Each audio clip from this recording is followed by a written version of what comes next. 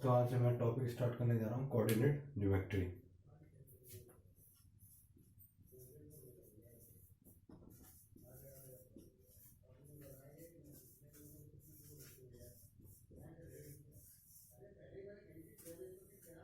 Coordinate geometry आपने सुना ही होगा, नाम बहुत कॉमन नाम है ये, जो कि पॉइंट्सों की डिस्टेंस नापने के काम आता है। सेक्शन फार्मूला होता है, मिड पॉइंट फार्मूला होता है, एरिया ऑफ ट्रायंगल निकालना होता है। इस तरीके से हम निकालते हैं।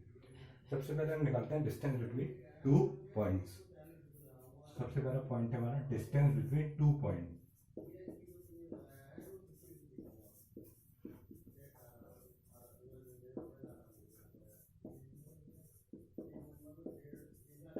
मान लीजिए कि स्ट्रेट लाइन है और ये दो पॉइंट हमें दे रखे हैं, x1, y1, और ये पॉइंट दे रहा है तुम्हें x2, y2। अब इन दोनों के बीच का डिस्टेंस हमें निकालना है। तो बहुत सिंपल तरीका होता है। इसका एक सिंपल सा फॉर्मूला होता है डिस्टेंस बिटवीन टू पॉइंट का। इसे रूट अंडर में ले लीजिए आप। इसे हम लिखते हैं x2 माइनस x1 का whole square plus y2 minus y1 का होल स्क्वायर। दो पॉइंट्स के बीच का जो डिस्टेंस होता है वो इस तरीके से लिखा जाता है। इसे बोलते हैं डिस्टेंस बिटवीन टू पॉइंट्स। तो चलिए हम थोड़ी सी उसके बारे में बात कर लेते हैं कि प्रॉपर्टीज क्या होती हैं कोऑर्डिनेटर्स की। तो हम उस चीज के बारे में देख लेते हैं कि प्रॉपर्टीज जो होती है हमारे कोऑर्डिनेटर की, वेरियस प्रॉपर्टीज होती हैं। अब मान लीजिए अगर इसी का, उससे पहले मैं कुछ बताना चाहूंगा, अगर ये डिस्टेंस ओरिजिन से लिया जाए तो उसका फॉर्मूला ये इस तरीके से हो जाता है। डिस्टेंस अगर ओरिजिन से लिया जाए तो ये हो जाता है तुम्हारा x square plus y square. इसमें लिखते हैं फ्रॉम ओरिजिन।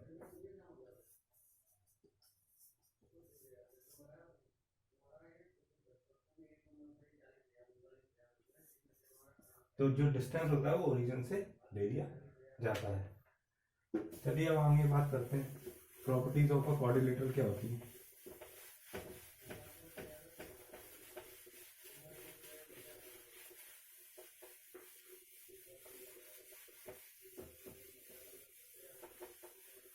देखिए, आपने सुना ही होगा प्रॉपर्टीज ऑफ वेरियस कोऑर्डिनेटर की बहुत तरीके की प्रॉपर्टीज होती हैं।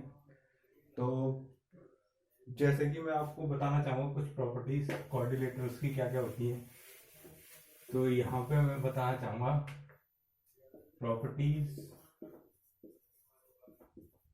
Of a coordinator.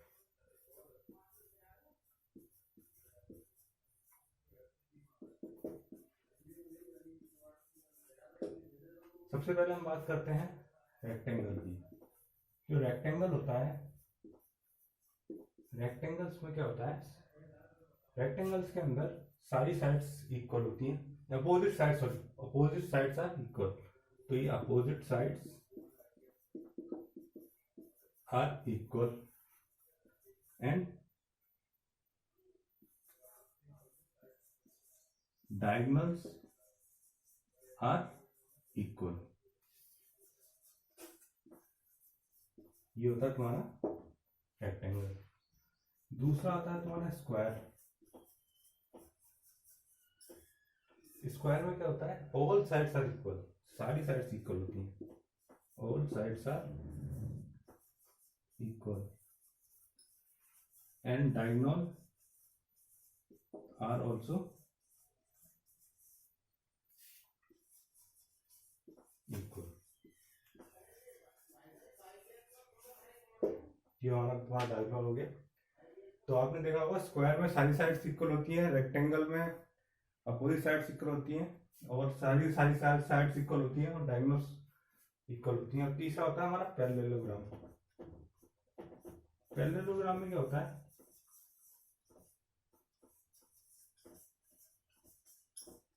Opposite sides are equal.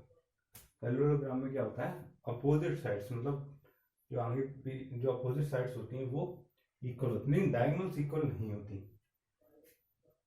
Opposite sides are equal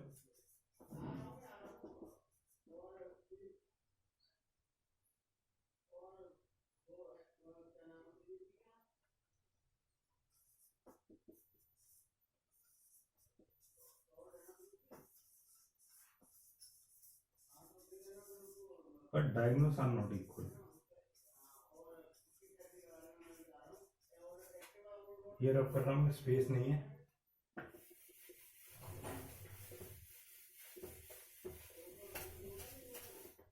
but diagonals are not, ये ऊपर यहाँ पे चले गए, but diagonals are not equal. ये हमारा होता है। अब हमारा चौथा नंबर पे आता है आपका रोम्बस। रोम्बस का नाम आपने सुना होगा। रोम्बस में क्या होता है, सारी साइड्स इक्वल होती हैं, all sides are equal, but diagonals are not equal.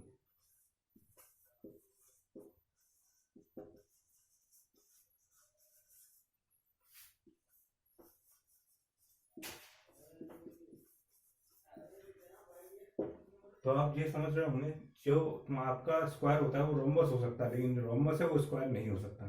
इसी तरीके से जो आपका रेक्टेंगल है वो पैरेललोग्राम हो सकता है, लेकिन पैरेललोग्राम रेक्टेंगल नहीं हो सकता।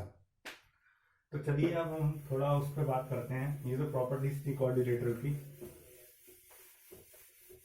अलग अलग तरीके की प्रॉपर्टीज जो मैंने आपको आज समझाई है इस टॉपिक में, तो आपने देख लिया होगा।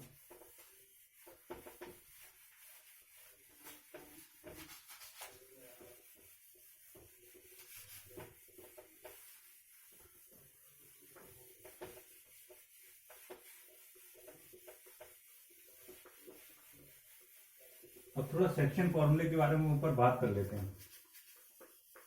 सेक्शन फॉर्मूले के ऊपर बात कर लेते हैं। सेक्शन फॉर्मूला होता क्या है? सेक्शन फॉर्मूला के लिए यहाँ पे हम लिख देते हैं, टॉपिक है section formula. Section formula mainly जो रेशियो होता है, उसके जो रेशियो हमें गिवन होता है उससे डिस्टेंस निकालने का एक तरीका फॉर्मूला होता है, पॉइंट्स निकालने का फॉर्मूला होता है, सॉरी डिस्टेंस नहीं। जैसे कि मान लीजिए एक स्ट्रेट लाइन है, ये है स्ट्रेट लाइन ए बी, ये पॉइंट पी है, ये ए बी लाइन इस पॉइंट को किस रेशियो में डिवाइड कर रही है, m/n के रेशियो में डिवाइड कर रही है। और ये मान लीजिए x1 पॉइंट है, ये y1 पॉइंट है, और ये x2 पॉइंट है, ये y2 पॉइंट है, और ये पॉइंट p है, इसका कॉमा है x, y। अब हमें ये x, y पॉइंट निकालना है, तो इसका एक सेक्शन फॉर्मूला होता है, इस तरीके से बनाया गया है ये। तो जो हमें x निकालते हैं, दोस्तों बराबर लिखते हैं हम x, तो इसका रेशियो क्या होता है m/x2, इसका मल्टीप्लीकेशन इससे, इसका मल्टीप्लीकेशन इससे, अपॉन इन दोनों का प्लस में डिनोमिनेटर में प्लस करके लिख देते हैं। तो m/x2 plus n/x1 upon m+n। इसी तरीके से y कोऑर्डिनेट निकालना है, तो y कोऑर्डिनेट निकालने का फॉर्मूला भी यही होता है, m/2 plus n/y1 upon m+n। तो ये होता है आपका सेक्शन फॉर्मूला, जिसे हम बोलते हैं, जो कि पॉइंट्स निकालने का काम आता है। अब हमारा जो अगला होता है mid point formula, mid point theorem या मिड पॉइंट फॉर्मूला कह लीजिए आप, मिड पॉइंट फॉर्मूला।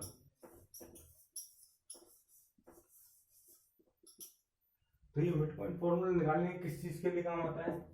जैसे दो स्ट्रेट लाइन है, उसका मिड पॉइंट निकालना है, बस इस तरीके से काम आता है। जैसे कि ये एक स्ट्रेट लाइन दे रखी है आपको, यहाँ पे बनाते हैं, ये एक स्ट्रेट लाइन है, ये पॉइंट पी है, ये दोनों की मतलब ये डिस्टेंस और ये डिस्टेंस आपस में इक्वल है, या फिर इसे आप लिख लीजिए ए पी बराबर पी बी। तो इस पॉइंट से हमें ये पॉइंट निकालना है, ये वाला point x1, y1, x2, y2। हमें p पॉइंट निकालना है, तो x, y मान लेते हैं। तो इसका सिंपल सा फॉर्मूला होता है x बराबर x1 plus x2 divided by 2, और ये y का फॉर्मूला होता है y1 plus y2 divided by 2। तो इस तरीके से ये सॉल्व आउट होके आ जाता है। ये हो गया आपका मिड पॉइंट, और ये हो गया आपका सेक्शन फॉर्मूला। तो इतना मैंने आपको समझा दिया। अब थोड़ा बात कर लेते हैं एरिया ऑफ ट्रायंगल कैसे निकालते हैं यूजिंग दीज पॉइंट्स। तो ये बहुत सिंपल होता है, ये जैसे कि आपने भी देख चुके हैं। ये तीसरा पार्ट है जो मैं आपको बताने जा रहा हूँ। इसका ये ओवरव्यू चल रहा है, मेरा ओवरव्यू दे रहा हूँ, मतलब आपको टॉपिक का ओवरव्यू, मतलब ऊपर ऊपर से जिसे हम बोलते हैं हिंदी भाषा में। ऊपर ऊपर से समझाना।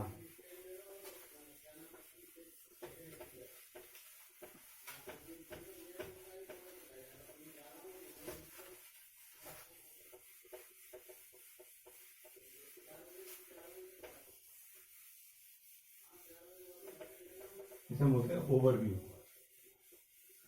तो चलिए एरिया की बात कर लेते हैं। एरिया ऑफ ट्रायंगल कैसे निकालते हैं इससे फॉर्मूले से।